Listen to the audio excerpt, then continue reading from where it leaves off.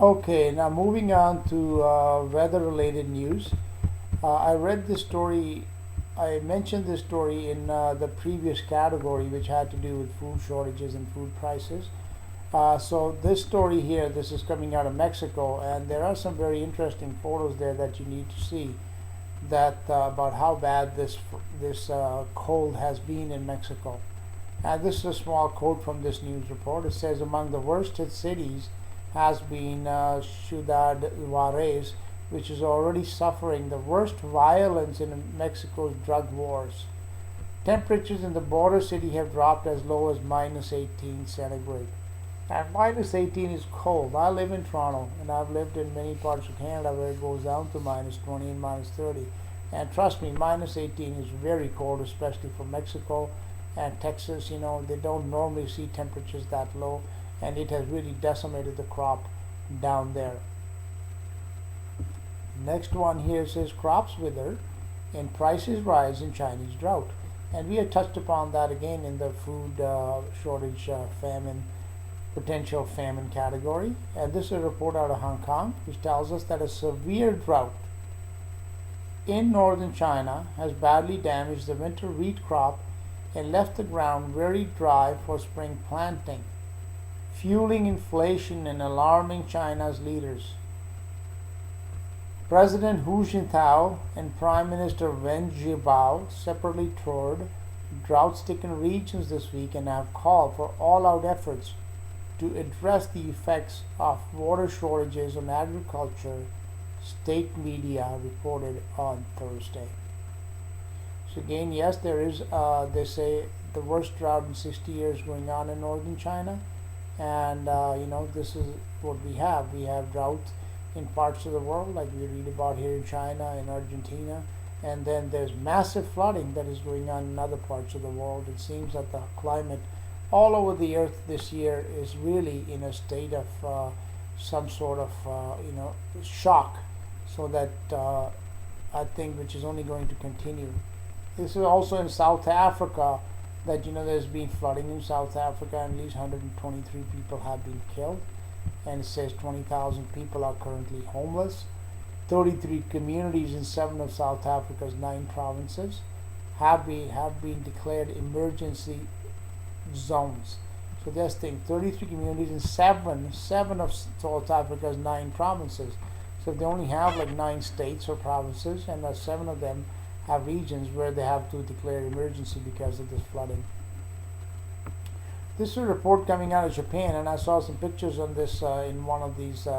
You can link to it from this website, and it says it has erupted in Japan, and ash has been in a big ash clouds like the ones we saw coming out of that volcano in Iceland last year. Perhaps not as big, but it is worth going over and taking a look at this erupting of this volcano and the ash cloud that's covering the region of Japan and Southeast Asia. Pardon me, not Southeast Asia, Eastern Asia, Far East Asia. Then there is a drought. See, here we go again. Drought in East Africa.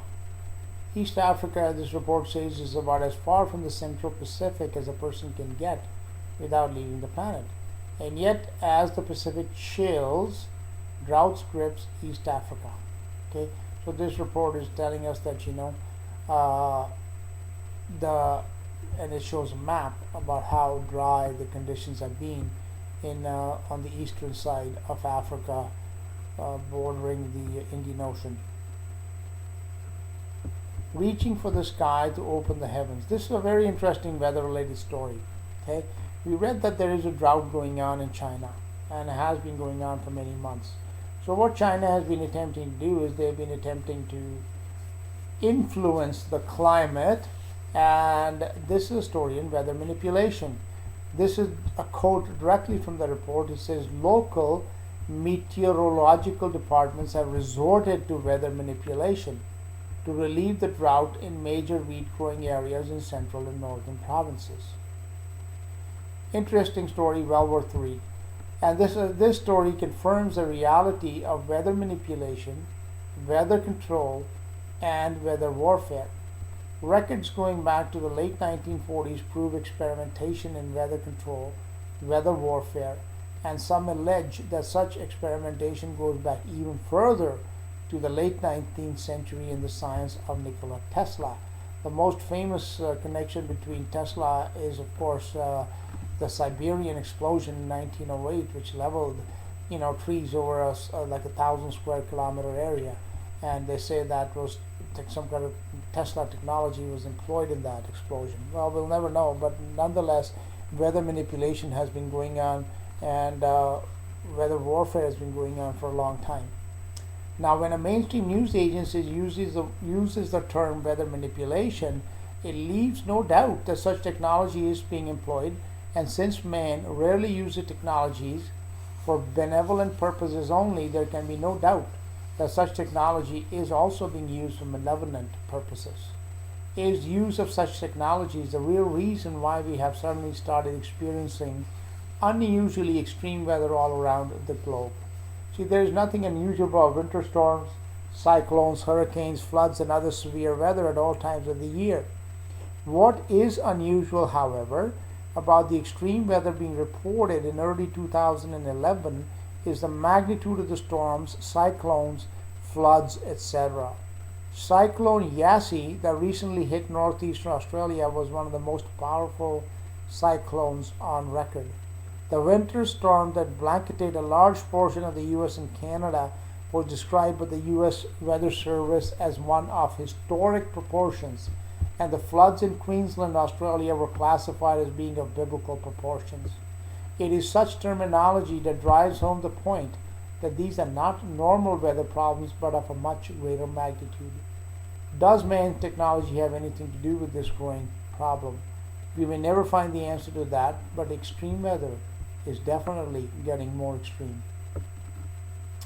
Okay, let me take a brief pause here and we'll continue again with the last three categories and finish off this update for this week.